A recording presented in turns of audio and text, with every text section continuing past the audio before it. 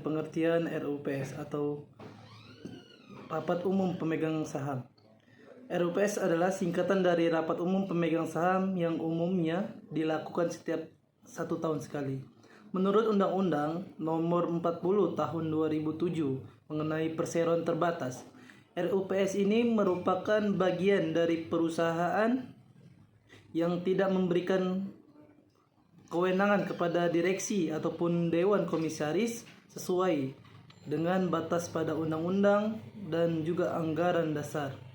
Mengacu pada ketentuan tersebut, bisa kita pahami bahwa RUPS ini adalah pemegang kekuasaan tertinggi dalam jajaran PT dan pemegang semua kewenangan yang tidak diberikan kepada dewan komisaris dan direksi. Kemudian ada pun tugas dan peran RUPS. Yang pertama adalah pengambilan keputusan strategis. Jadi RUPS bertugas mengambil keputusan terkait hal-hal strategis dalam perusahaan seperti penjualan aset besar, akuisisi ataupun merger dengan perusahaan lain. Lalu tugasnya yang kedua adalah penetapan dan pengesahan laporan keuangan. Jadi RUPS ini bertanggung jawab untuk menyetujui dan mengesahkan laporan keuangan setiap tahunnya yang disusun oleh direksi. Jadi misalnya ada kejanggalan ataupun yang tidak balance dalam laporan keuangan, ini adalah tugas RUPS sebelum disahkan. Lalu yang ketiga, penetapan kebijakan dividen. Jadi RUPS ini berperan dalam menentukan kebijakan pembagian dividen kepada pemegang saham berdasarkan keuntungan yang diperoleh perusahaan. Lalu tugas dari RUPS yang keempat adalah penyelesaian konflik. Nah, RUPS berperan penting dalam penyelesaian konflik yang ada dalam perusahaan, baik itu dari perbedaan pendapat antara pemegang saham, direksi, dan dewan komisaris. Jadi itulah tugas dari RUPS. Mungkin materi selanjutnya akan dilanjutkan oleh teman saya, Winda Maharani. Saya persilakan. Jawab dari RUPS. Yang pertama, pengangkatan dan pemberhentian direksi dan dewan komisaris. RUPS memiliki kewenangan untuk mengangkat atau memberhentikan anggota direksi dan dewan komisaris perusahaan.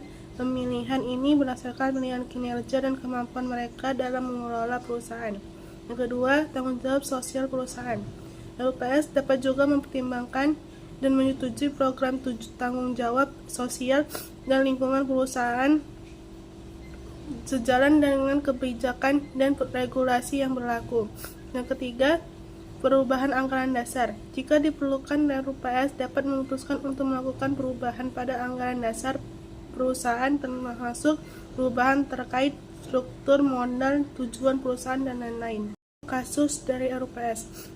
Perusahaan X menghadapi penurunan performa secara signifikan selama 2 tahun berturut-turut.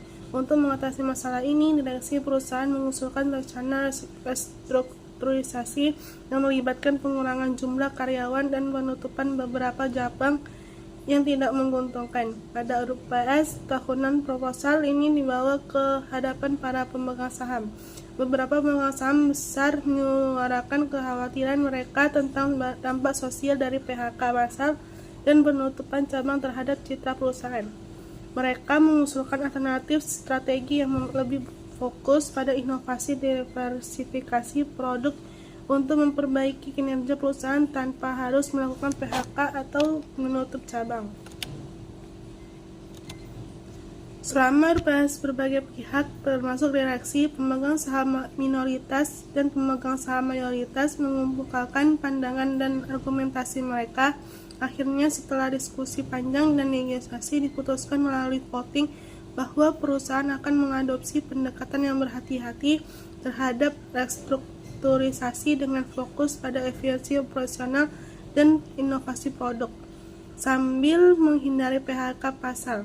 Kasus ini menunjukkan peran penting RUPS dalam mengambil keputusan strategis perusahaan dan bagaimana pemegang saham dapat mempengaruhi arah strategi perusahaan melalui mekanisme voting Ini juga menyoroti kompleksitas pengambilan keputusan dalam sebuah perusahaan di mana harus mempertimbangkan berbagai kepentingan termasuk dampak sosial dari keputusan korporat. Sekian.